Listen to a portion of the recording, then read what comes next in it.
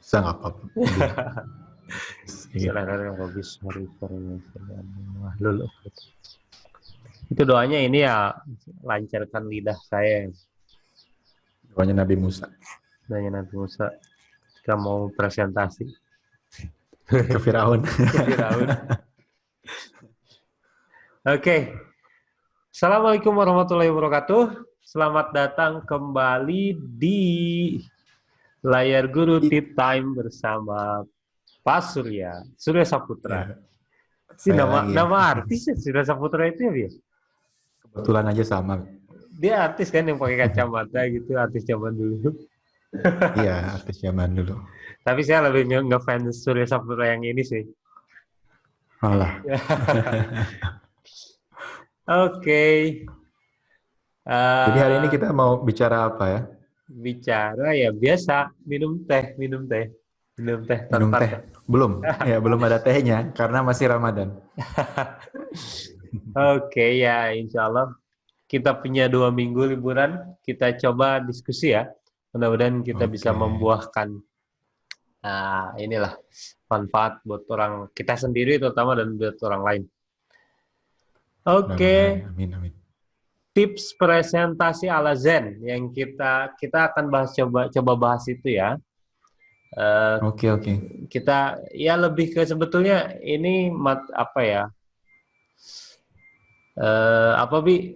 Kita mau Ini kita mau apa ya? Mendiskusikan apa yang kita baca begitu ya? terkait tentang pembuatan presentasi yang menarik ya. Oke, ya. Ide-ide simple yang harus seorang presenter, seorang pemersentasi, seorang pembicara, Presenter, ya. iya, seorang pembicara yang ya mungkin bermanfaat lah kalau misalnya kita biasa berbicara di depan umum dan membahas ide-ide ini mungkin bermanfaat ya, Bia. Iya. Oke. Nah, dan ini sekarang kita berdua ya yang bicara ya, nggak cuma saya ya. Karena Pak Kiki juga udah mempelajari bukunya, iya, udah mempraktekkan juga, begitu ya. Iya, saya sempat baca, saya sempat nonton YouTube juga beberapa terkait ini. Insya Allah lah. Seru sih. Dari penulisnya ya? Dari penulisnya. Siapa nih penulisnya ini? Gary Reynolds ya. Gary Reynolds. Dia kalau nggak salah ini ya, tinggal di Jepang dan sempat bekerja di Apple sepertinya dia. Dia sempat jadi kayak tim kreatifnya iPhone kali atau tim presentasinya entahlah. Dia kurang lebih ini ya, Bi. Konsultan ya, presentation consultant ya dia sekarang itu. Iya, kurang lebih seperti itu. Kayaknya gara-gara bukunya ini ya. Iya. Gimana?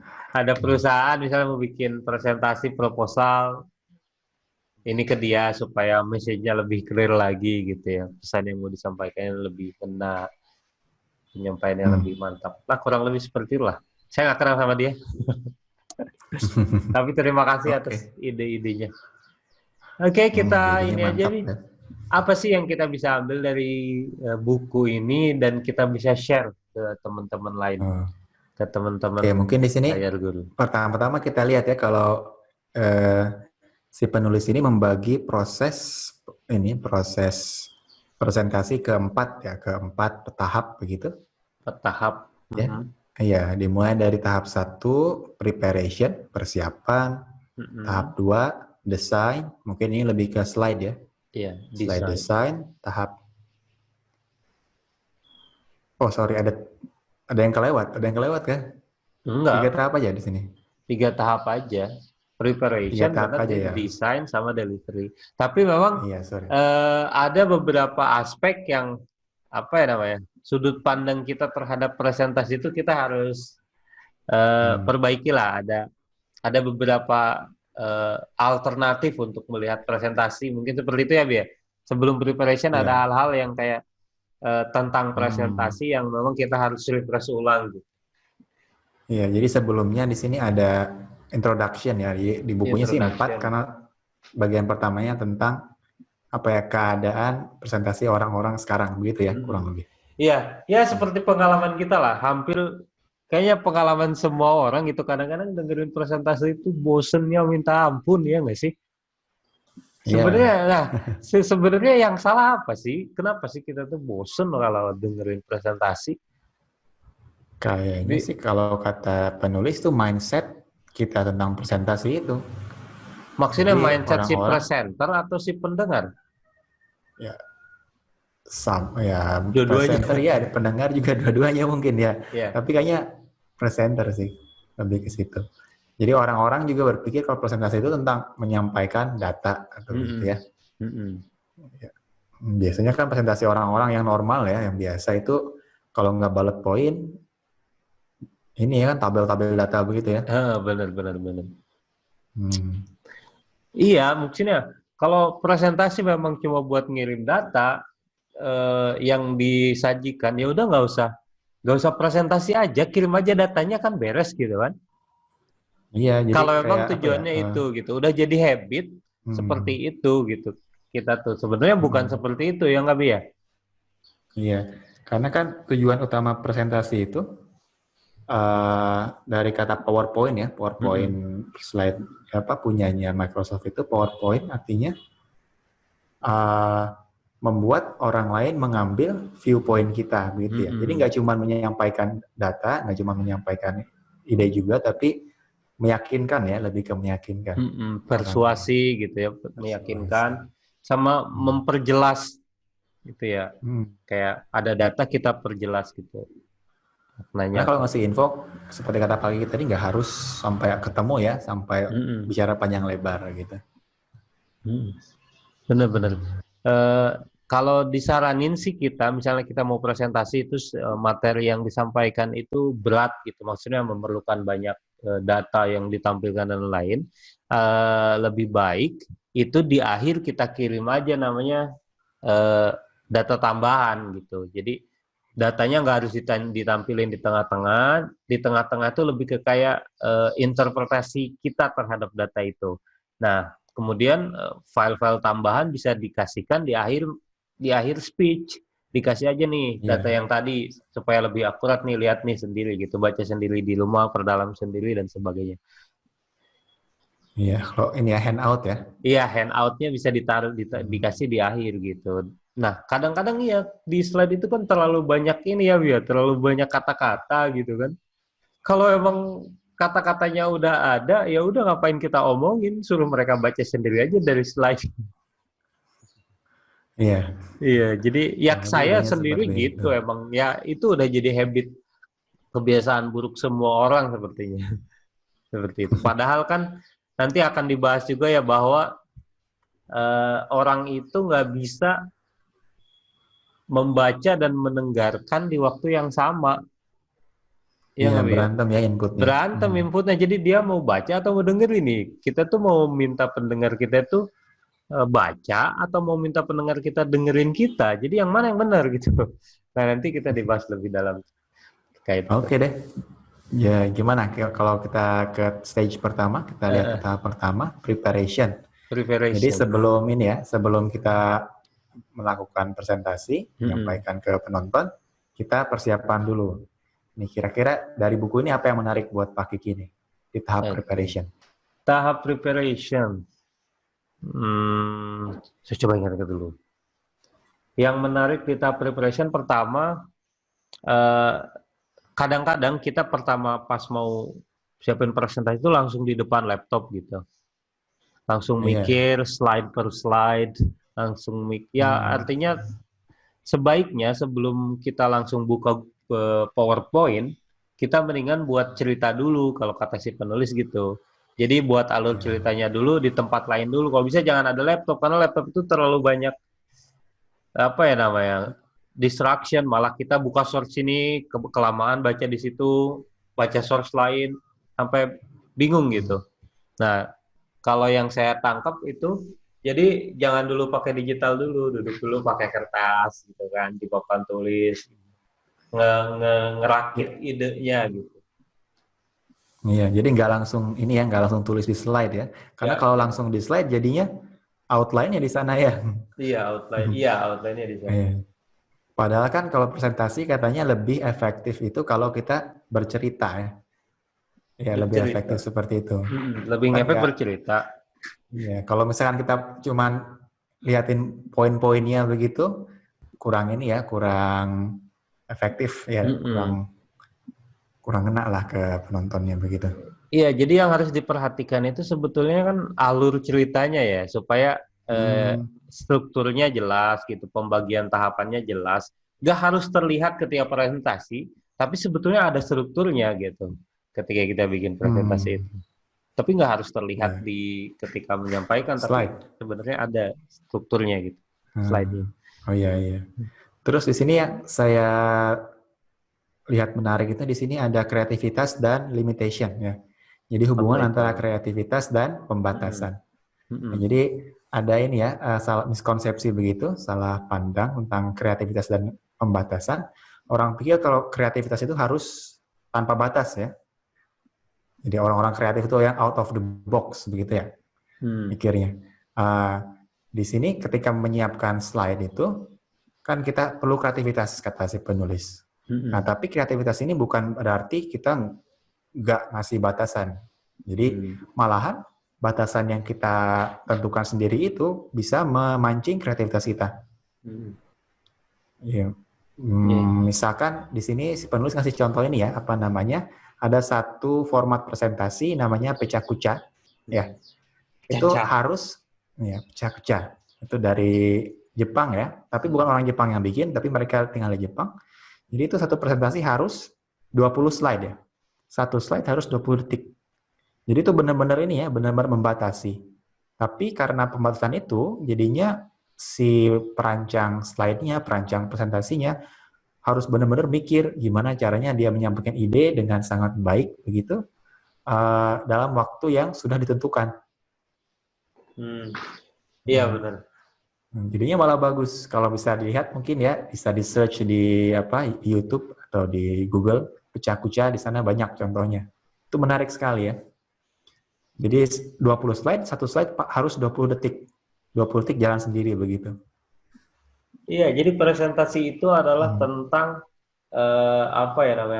memilih yang penting gitu. Ya kan? Nah, kadang-kadang saya misalnya ketika bikin presentasi, supaya saya terlihat pintar, saya tambah-tambah gitu data-data tambahan gitu kayak, ini kayaknya ini deh, saya jadi terlihat pintar dengan menambah data ini. Tapi sebetulnya memang yang bagus itu kita justru mengurangi ya, Bia. Mengurangi supaya pesan utamanya sampai, bukannya malah menambah-nambahkan data-data tambahan yang mungkin malah terlalu lebar jadi nantinya gitu ngefeknya. Ya, karena kan makin simpel makin mudah diterima ya. Makin simpel makin mudah diterima. Jadi kalau misalnya kita ngasih info banyak sekali, kita bingung ini info utamanya yang mana ya. Dan jadi nggak clear gitu. Ini kayaknya udah ke bagian 2 ya, Bi. Ini bagian desain di sini. Jadi setelah preparation, yang dibahas di sini ada tahap kedua, tahap desain. Tahap desain. Ini salah satu ide yang disampaikan bahwa desain itu harus simple. Simple. Jadi di slide itu kalau bisa minimum. Elemen dalam slide itu minimum. Elemen dalam slide. Jangan terlalu banyak banyak kata. Kalau bisa gambar aja. Kira-kira di desain ini ada hal lain yang menarik menurut Pak Kiki? Desain. Iya, pertama kan ya tadi bahwa orang itu nggak bisa baca dan dengar di waktu yang sama. Jadi sebaiknya slide itu jangan mengulang apa yang kita sampaikan gitu. Slide itu me-amplify mempertajam apa yang kita sampaikan, ya. Menguatkan. Nah, caranya gimana? Dengan menambah visualnya. Kita nyampein sesuatu, slide kita memberikan visualisasi dari sesuatu itu. Jadi misalnya kalau bicara atau kita langsung kasih ini aja, Bi. Kita liatin contohnya, Bi. Boleh. Contoh-contoh bagus. Ya, saya beberapa waktu lalu ini research Gary Linlock. Jadi dia punya satu akun slide share-nya, dia share slide yang dia bikin. Dan memang kalau di buku, kalau kita baca bukunya memang di sana ditunjukin ya, Bi, ya. Contoh-contoh slide. Itu memang kayak bikin inilah, insya Allah insight gitu, insight buat kita. Saya coba share screen aja ke Pak Surya dan nanti kita tunjukin ya. Iya, tunjukkan di ini layar ya, di video. Sebenarnya nggak usah diomongin kayak gitu ya, langsung aja kita. Ya, nah ini contohnya gitu, gaya. Tapi nggak apa kan? Belum tentu semua orang bisa lihat ini gambarnya. Mungkin kita coba jelasin juga. Iya, iya. Tapi saya coba share supaya kita melihat hal yang sama. Oke. Ke Pak Surya. Oke, this one. Ini sample slide. Nah, misalnya kita bicara, nah ini misalnya. Jadi ada 2 slide nih. Slide yang pojok kanan atas sama pojok kanan bawah, before and after ya. Ya. Di sini ada slide. Apa bedanya, Pak? Apa yang membedakan slide atas dan slide bawah? Nah, saya jadi ingat sesuatu di sini, noise to signal ratio, bukan ya? Jadi di sini ada 2 slide ditunjukkan perbandingan slide yang ini ya, slide yang baik dan yang buruk begitu ya? Nggak buruk sih, yang biasa. Yang biasa. Oke, di sini menampilkan ini, slide-nya menampilkan bar graph ya, bar ya. Oke, tapi di slide pertama yang biasa begitu, barnya 3 dimensi. Jadi kelihatan balok-balok begitu. Terus di belakangnya itu ada gambar orang naik sepeda, gambarnya kabur gitu ya. Yeah. Oke, jadi kalau bisa dilihat dibandingkan dengan yang kedua, di slide kedua itu di sana cuman bar aja, kayaknya cuman ada bar, ada judul sih di atas, cuman background-nya sekarang hitam. Background-nya hitam, ada bar graphnya juga lebih sederhana. Elemen-elemen banyak dihilangkan, kayak garis-garis dihilangkan, cuman ada angkanya ya, menunjukkan kuantitas dari setiap bar, dan barnya 2 dimensi. Kalau dibandingkan, informasi yang disampaikan itu nggak ada yang hilang ya di sini. Sama, cuman bedanya di slide yang kedua ini dia lebih simple, lebih mudah dimengerti ya. Nggak ada distraksi dari gambar, di background. Ya lebih mudah ya. Terus warnanya juga di sini saya lihat ada 2 warna ya. Di slide yang lama, warna-warni semua beda warna setiap bar. Di slide kedua, hanya ada 2 warna, hampir semua warna biru kecuali 1 yang warna merah. Ini kayak menunjukkan ini ya, menunjukkan kontras. Jadi sepertinya, kayaknya sih fokus dari slide ini tuh bar yang merah itu ya. Iya. Jadi misalnya ini, kalau yang pertama slide yang before itu dia lebih fokus ke penyajian data gitu. Ada data statistik ini loh. Gitu. Nah kalau yang ini, Abi coba lihat di judulnya, berubah judulnya.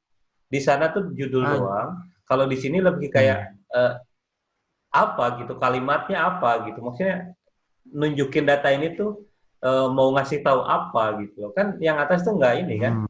Nggak ada. Kalau yang ini kan mau ngasih tahu bahwa lebih dari 5.000 sepeda itu terjual di 2007 gitu. Jadi dibuat kalimatnya di situ. Nah, dan ketika kita ngomongnya juga bukan hanya ini, dia ngomongnya panjang lebar ke kanan kiri yang berhubungan dengan ini. Gitu. Jangan sampai hanya mengulang dari slide aja bicara kita juga. Jadi ini lebih ke kayak ngasih tahu fakta dan implementasi efeknya kepada yang akan kita sampaikan. Terus terkait desain, saya juga ingat bahwa desain itu adalah sesuatu yang harus dipikirkan dari awal kita bikin slide. Jadi kita selalu mikir bahwa desain itu seperti dekorasi lah. Kita bikin idenya, belakangan di ujung kita tambahin desain gitu, kayak tambahan-tambahan. Biasanya kan tambahan gambar-gambar. Tambahan gambar, gimana caranya supaya enak, supaya menarik. Padahal itu nggak menambah pesan ya. Iya, jadi desain itu harusnya di awal. Desain itu harus dipikir di awal gitu. Ketika kita mau nyampein pesan ini, desainnya mau kayak gimana? Dipikirin dari awal. Desain itu kayak sepaket lah dengan ide yang mau kita sampaikan gitu. Tujuan desain, kita tuh salah tujuan desain. Banyak yang berpikir tujuan desain itu untuk memperindah aja. Iya kan? Ayo didesain dulu dah. Ke orang desain, ke tim desain dulu deh supaya memperindah bagus. Gitu. Supaya bagus. Nah, itu justru salah. Konsep yang penting terkait desain itu adalah desain adalah alat untuk kita memperjelas pesan kita gitu. Bukan sekedar dekorasi, bahkan bukan dekorasi sama sekali, tapi alat untuk memperjelas pesan kita gitu. Nah, itu mindset yang harus diubah terkait presentasi dalam desain dalam pembuatan presentasi gitu. Desain adalah alat untuk mempertajam data, bukan memperindah aja gitu. Kita coba lihat slide selanjutnya, Pak. Nah, ini juga misalnya. Jelas sekali ya. Kita sangat sering sekali melihat data di atas, dan memang dapat apa sih si peserta melihat slide itu kan bingung juga. Maunya apa sih? Jadi kalau perlu dijelaskan, ini bedanya ada 2 slide lagi ya, before and after, yang biasa dan yang bagus. Di slide yang biasa, satu banyak ini ya, bullet point. Banyak bullet point. Ini intinya sih chart, ada chart, bar chart juga. Tapi selain bar chart ada bullet point, banyak kalimat di situ, terus ada tabelnya juga dimasukin, terus ada gambar. Dan kita masih lihat rame-rame. Presentasi-presentasi ini tuh dari orang-orang dengan background pendidikan yang tinggi juga gitu, Bi. Ngerti nggak, Bi? Jadi udah menjadi habit. Kita tuh bukan nggak punya kemampuan presentasi, cuma adanya tools seperti PowerPoint itu membuat bad habit terhadap kita sebagai presentasi gitu. Presenter maksudnya masih banyak juga orang-orang di sana yang memang dia tugasnya pembicara dan lain-lain masih memberikan slide seperti ini gitu. Jadi itu nggak berhubungan dengan kepintaran juga sebenarnya kan ya, Bi? Ini lebih ke ini apa ya? How to different in different way gitu, how to present in different way sebetulnya. Jadi ini sudut pandang baru dan buku ini dibuat 10 tahun lalu kayaknya, Bi. 11 tahun lalu kali ya. Udah lama sebenarnya ini. Ya, udah lama. Udah lama banget. Tapi buat kita masih fresh banget kan ini kayak. Wow gitu. Iya. Tapi di sini kalau saya lihat ini ya, apa yang afternya itu, di sini apa bedanya? Satu, bullet point-nya dihilangkan karena memang bullet point-nya ini kali ya, disampaikan langsung oleh si pembicara ya, nggak harus tulis dalam slide. Terus tabelnya juga dihilangkan karena isinya sama kan dengan bar chart. Iya. Terus bar chart juga nggak semuanya dimasukkan, di situ banyak yang dihilangkan, mungkin cuma data-data yang penting. Karena kan sebenarnya nggak semua data harus ditampilkan juga kan. Di situ ada juga gambar, tapi di sini gambarnya nggak terlihat maksa ya, nggak terlihat nambah-nambah, di situ buat pemanis saja. Enggak, justru ilustrasi aja, ilustrasi pokoknya mantap banget gitu visualnya. Apa namanya, sushi ya, sushi. Iya, sushi. Tapi itu visualnya benar-benar hati-hati ya dipasang di situ. Terus HD gambarnya juga nggak gambar-gambar kayak yang atas tuh. Ya, sebelumnya kan itu clip art ya, clip art. Ada yang clip art itu jelek ya karena gambarnya jelek lah. Kalau dibandingkan dengan ini foto realistik. Di gambar yang kedua. Sama juga seperti yang saya bilang, bukan judul yang ditaruh tapi kayak data ini tuh menyatakan apa gitu, kayak langsung kan di sini bahwa dia kan tujuan slide ini pengen ngasih tahu bahwa obesitas di Jepang itu termasuk rendah mungkin ya, kurang lebih gitu ya. Iya.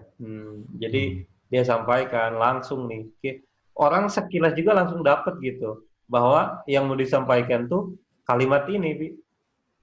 Iya, dan itu menunjukkan slide yang bagus kan? Iya. Slide yang bagus itu bisa dimengerti dengan sangat cepat gitu kan. Sekilas lihat, oh langsung ngerti ini maksudnya apa. Itulah gunanya. Jadi pesan yang mau kita sampaikan ini gitu cepat gitu. Ini yang lain. Banyak ya contoh yang banyak lain. Yang lain. Kita coba cari yang lain. Nah, misalnya ini. Ini quotes ya. Kan memang fungsi quotes di presentasi itu sangat bagus, Bi. Dia lebih jadi kayak clarify gitu. Kalau si pembicara kan misalnya dia kurang qualify di hal tertentu, dia bisa ambil quotes dari orang-orang ternama gitu. Gitu kan? Ya, jadi lebih berbobot ya. Iya, lebih berbobot. Nah, yang ngomong bukan saya gitu, yang ngomong si Presiden Amerika ini gitu. Tapi lihat ini deh, desainnya yang before sama yang after. Jauh banget kan, tapi pesannya sama. Iya. Desainnya sama, ya. Tapi yang pertama ramai banget ya, ramai banget. Gambarnya juga sama, gambar yang itu. Iya nggak sih? Tapi di sini beda ya, karena slide yang bagus tuh gambarnya biasanya ini ya, satu slide penuh semua gambar. Iya. Tapi ada bagian-bagian yang ini ya, bagian-bagian yang sepi. Ya kayak warna polos atau gradien aja di sini ya. Untuk ini ya, untuk quotes-nya di situ dipakai. Jadi ada ini ya, ada kayak inilah apa namanya rule of thumbs begitu. Kalau harus pakai gambar, jangan masukin sepotong-sepotong begitu ya.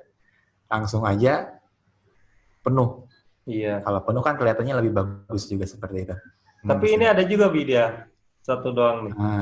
Ada juga sih ya. Nggak harus rule of thumbs, jadi nggak harus benar-benar dipatuhi ya. Dilihat juga ininya apa? Ya kecocokannya begitu. Nah, ini blog are like sharks ya, keren banget. Iya. Banyaklah contoh-contoh lain bisa dilihat di slideshare.net Gary Nolte. Terkait desain apalagi yang saya ingat. Ini image dan teks, ingat sesuatu Pak Kiki? Tentang image dan teks. Tadi sudah dibahas versus kan? teks. Gambar versus teks sudah dibahas. Oke, mungkin kita bisa langsung ke next step. Kita kan udah 2 ya, preparation udah, design. Next step-nya tentang delivery ya. Nah, sorry. Terkait ini apa namanya blank space, apa sih? Lupa saya. White space, blank.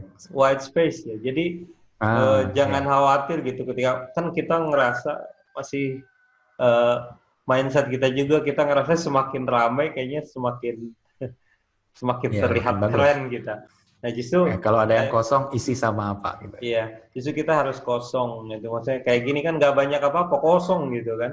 Jangan takut dengan kekosongan itu gitu. Kekosongan itu menunjukkan jadi justru memperjelas fokus intinya di mana gitu kan. Tuh kan banyak kosong kok slide itu nggak penuh gitu kan. Kemudian saya ingat yang cerita itu loh Biang.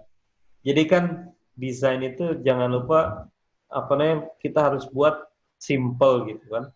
Simple dalam artian juga bukan nggak ada isinya.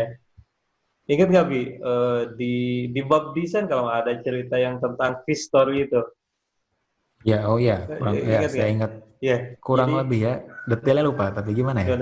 Jadi ada seorang dia penjual ikan. Habis itu kan dia mau bikin spanduk gitu kan di atas toko ikannya. Iya. Pertama dia tulis we sell fresh fish here. Oh iya. We sell fresh fish here. Terus ayahnya dari si pemilik toko lihat, ngapain kamu nulis we? Ngapain kamu nulis we? Kan apa namanya? Udah jelas kita gitu. Yang jual siapa? Iya, dan kalau misalnya kamu nulis we itu terlalu mengemphasize si pemilik toko. Kita kan harus di mata customer gitu kan. Iya. Nah, jadi ganti. Penekanannya harus di customer. Iya, penekanannya harus diganti. Nah, habis itu kakaknya juga datang. Kan tadi we sell fresh fish here ya. Ngapain kata here? Kan udah jelas-jelas di sini gitu kan. Dibuang lagi here-nya. Jadi dia diganti jadi sekarang fresh fish sold. Nah, terus ada juga lebih ke fish-nya. Iya, fresh fish sold. Tadi kan we sell fresh fish here. Habis itu we-nya dibuang jadi fresh fish sold here. Habis itu jadi fresh fish sold. Nah, kemudian tapi ini belum selesai ya? Belum selesai. Fresh fish aja kan udah jelas-jelas. Di sini kan proses jual beli gitu. Ngapain ada tulisan sold? Jadi dia tinggal fresh fish doang gitu kan. Iya, fresh fish ya. Iya. Nah, ternyata ada tetangganya komen lagi, ngapain pakai fresh? Udah jelas-jelas kok ini fresh. Gitu ya. Jadi fish doang. Tapi ketika dipikir-pikir lagi, justru sebaliknya, di sini udah jelas ikan. Freshnya justru yang kita jual gitu ya. Jadi di akhir dari kata we sell fresh here, jadi tulisan fresh doang. Ditambah ini apa namanya, satu gambar ikan gitu. Jadi ini mungkin ada di Google ya, fresh. Jadi ada itunya. Jadi kurang lebih kita tuh harus membuat ini kita yang mau kita sampaikan itu sesimpel mungkin, tapi tidak membuang aspek pentingnya. Justru yang penting itu kita mau membuat bayangan membuat pesan ke pembeli kita bahwa ikan-ikan yang kita dijual sini tuh fresh, ya kan?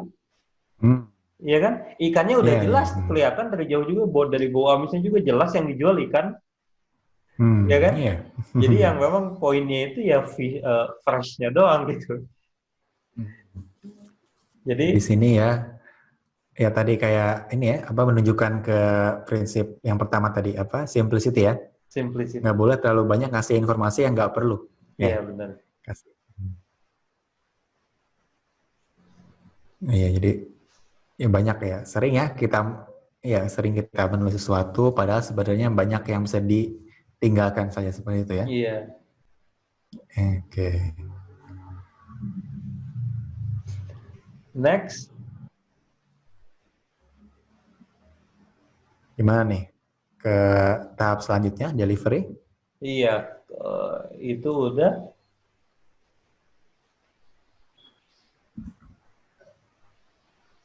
Oke. Di delivery ini apa ini? Jadi, Oke, delivery ini apa? Jadi ini ya, penyampaian pada saat presentasi ya. Ya, ketika presentasi aspek-aspek apa yang harus diperhatikan, ya kan? Apa aja sih, Bi? Lupa sih. Sini sih salah satunya itu ada yang namanya, kalau bahasa Inggrisnya, the art of being completely present. Jadi seni untuk sepenuhnya berada di tempat, begitu ya? Iya, benar. Ingat ya. Misalnya ini deh, misalnya sambil pegang HP gitu, kita presentasi, tapi sambil beberapa menit cek ini misalnya cek WhatsApp gitu. Itu kan artinya menunjukkan pesan bahwa kita tuh kalian tuh nggak penting-penting amat, nggak serius lah saya presentasi buat kalian gitu. Jadi mereka juga mungkin akan cenderung kayak nggak serius dengerin, mungkin ya seperti itu ya. Jadi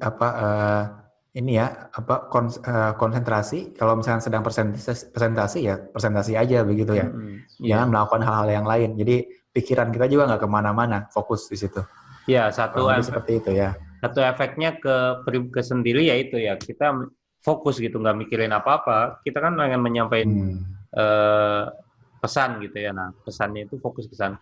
Nah, terus ingat dari kata Seth Godin itu yang bahwa presentasi itu adalah tentang transfer of emotion, ya kan? Transfer of emotion. Jadi kita pengen menunjukkan seberapa excited kita sih gitu loh terkait sudut pandang kita tentang materi itu. Jadi kita bukan nyampein materi ketika doang gitu. Justru kita tuh menyampaikan sudut pandang kita terhadap materi itu gitu loh. Ini loh kenapa saya excited terhadap yang saya sampaikan ini gitu loh. Jadi kayak lebih ke tentang transfer emosi gitu. Jadi presentasi itu silakan, Bi. Makanya Microsoft nyebut ininya PowerPoint ya, nyebut software buat presentasinya dia. Iya. Jadi lebih ke powering the point gitu kan. Walaupun dia juga pada akhirnya menekankan ke titik pentingnya gitu kan ya. Tadi saya lupa mau ngomong apa ya. Tentang apa ini? Menyampaikan emosi sudah ya tadi Seth Godin ya.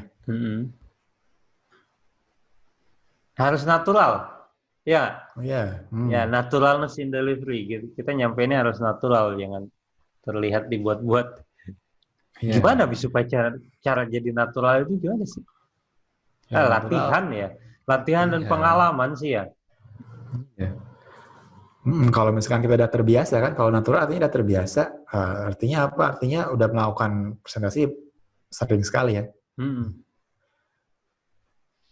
Walaupun misalkan presentasinya nggak banyak begitu, bisa jadi sebelumnya latihan dulu ya sampai terbiasa. Di sini kan judulnya juga kan Zen presentation ya, Zen di sini. Zen itu santai ya. Zen itu kayak apa ya, mengalir begitu ya? Mengalir ya. definisi tepatnya saya kurang mengerti juga. Dan lebih ke ini ya, kayaknya lebih ke apa namanya meditasi ya, meditasi. Iya sih. Saya ngerti. Jadi kurang mungkin ada sesuatu yang namanya Zen. Jadi kayak dia tuh kayak aliran gitu, kayak misalnya ada namanya minimalism gitu kan. Ada gaya hidup gitu ya, gaya hidup di Jepang gitu kali ya. Iya. Jadi yang saya ngerti sih tentang Zen itu dari artinya aja sih tentang meditasi, gaya hidup yang menekankan meditasi dan intuisi. Jadi gak banyak mikir begitu ya, dia ikut ngalir aja, natural. Oke, kurang lebih itu ya delivery tentang penyampaian ya. Jadi gimana nih menurut Pak Kiki secara keseluruhan tentang bukunya? Saya sih, alhamdulillah saya kan dulu pengalaman pribadi aja 2 tahun lalu kan saya kalau nggak salah mau bikin presentasi apa buat teman-teman guru yang lain kan. Terus saya bingung nih gimana nih bikin presentasinya gitu kan. Kemudian Pak Surya ngasih bacaan kan, ngasih 3 bacaan kan ke saya kan. Yang pertama ini Zen presentation, yang kedua itu yang dari Nancy Duarte itu Nancy Duarte ya, slideology bukan? Slideology, nah 2 hal itu. Tapi saya belum tamatin sih yang slideology karena lebih panjang bukunya. Jadi belum sempat, tapi itu mantap. Lebih banyak contoh. Di sana tuh lebih ke kayak ini kalau yang slideology itu lebih kayak kalau mau pakai diagram yang cocok untuk kondisi collaboration tuh yang mana, diagram yang cocok untuk kondisi efek sebab akibat itu yang mana. Jadi kayak lebih ke ini simbol aja. Banyak sekali sih aspeknya di sana. Dari judulnya kan lebih ke slide. Kalau Zen presentation kan semuanya kan secara menyeluruh tentang presentasi. Kalau slideology lebih ke visual. Slide. Kurang lebih seperti itu. Iya, kata penulisnya di awal dia langsung sampaikan katanya, buku ini bukan tentang cara kita menguasai penggunaan software tentang pembuatan presentasi katanya, tapi ini lebih ke kayak mengganti sudut pandang kita aja tentang presentasi. Seperti itu. Iya, karena sebenarnya kan presentasi kan nggak tergantung software ya, karena software sebenarnya cuma tools. Iya, cuma alat. Ya kadang-kadang terlalu kita. Iya, justru katanya PowerPoint. Silakan.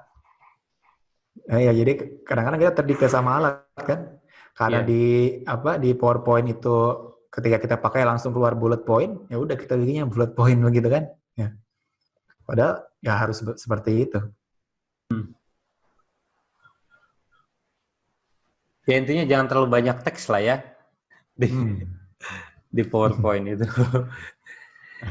Ya, tapi tetap saya masih bingung juga kadang-kadang implementasinya gitu. Misalnya kan emang butuh waktu siapin presentasi itu. Misalnya kan kita pengen memberikan visualisasi ya supaya pesan kita lebih tercapai gitu. Tapi bingung gambar yang mau kita visualisasikan itu gambar apa gitu. Itu kadang-kadang bingung juga, Bi.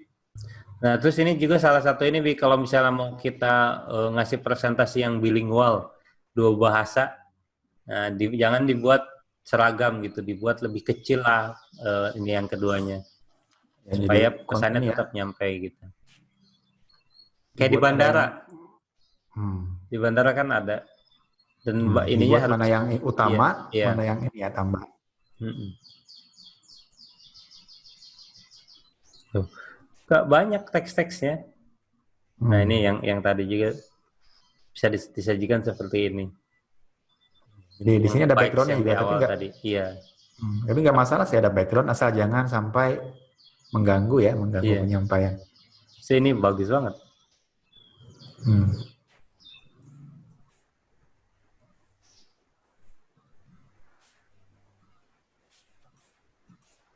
Oke. Apa lagi, Bi? Sepertinya sudah, kurang lebih bukunya ya. Semua tahapan udah kita bahas, bagian-bagian yang menarik aja menurut kita ya. Gimana jadinya? Ya, saya sih menurut Pak Kiki? Iya, saya sih rekomendasiin teman-teman untuk baca ini kalau misalnya mau mau terlihat berbeda ketika memberikan presentasi. Jadi prinsip utamanya kan ada 3 ya. Simplicity in design kalau nggak salah. Nah, pertama ini restraint in preparation. Seperti yang Abi bilang tadi, kita harus buat dulu ininya. Restraint-nya itu. Jadi kayak pembatasan di materi apa sih yang mau kita sampaikan. Semakin sempit, semakin mengarah kita, maksudnya kita bisa buat ilustrasi kan tentang restraint in preparation itu, real example gitu. Bisa nggak? Coba formulasi sekarang. Ya. Restraint in preparation. Misalnya ini deh, saya mau buat satu presentasi tentang tips mengajar online misalnya. Nah itu tuh terlalu luas, ya kan? Saya jadi bingung.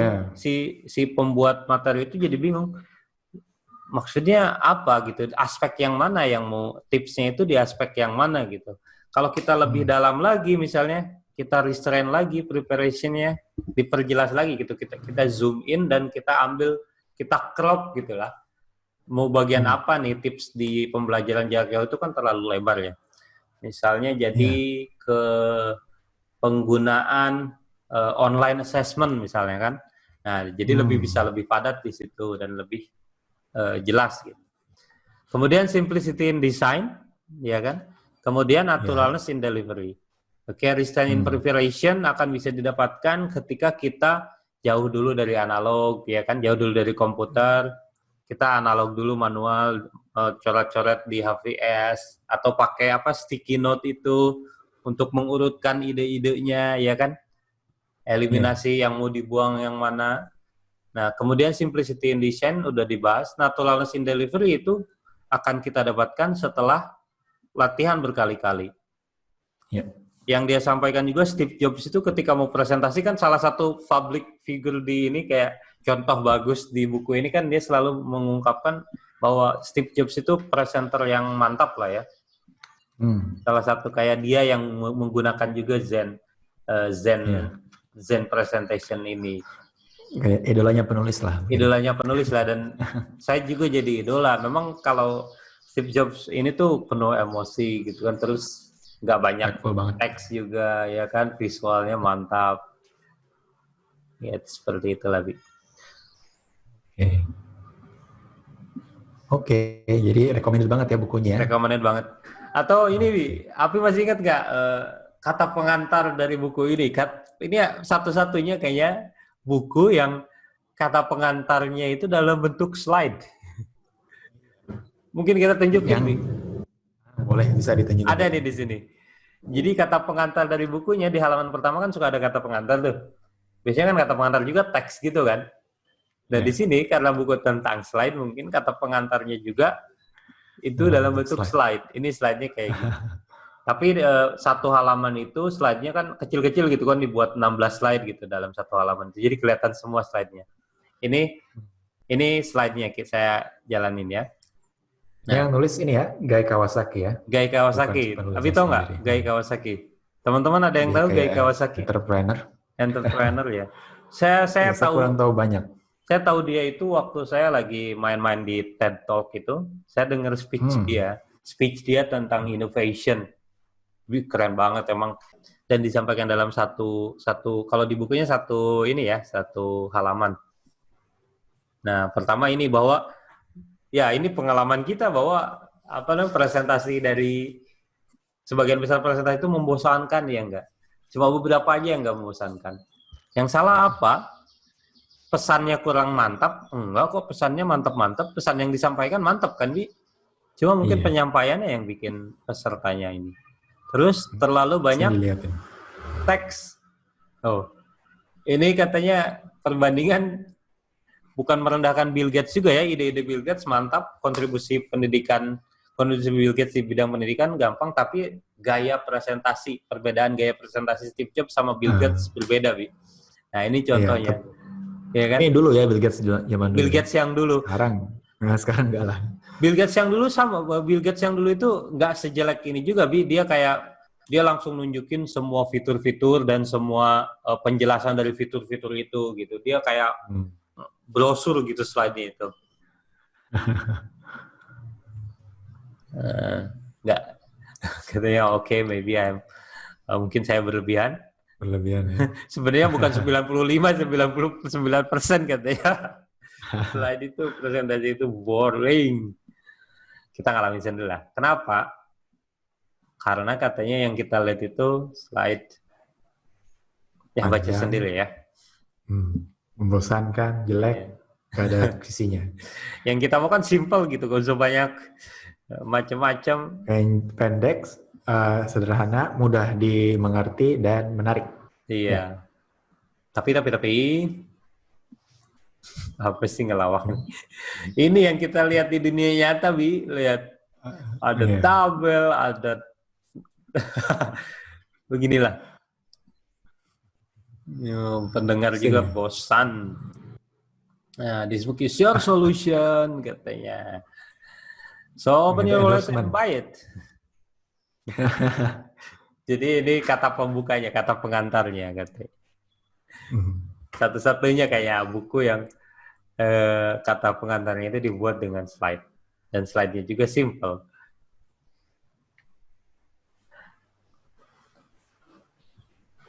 Oke, sudah ya. That's all. Semoga bermanfaat. Tapi kembali lagi, Bi, ke ide kita bikin podcast.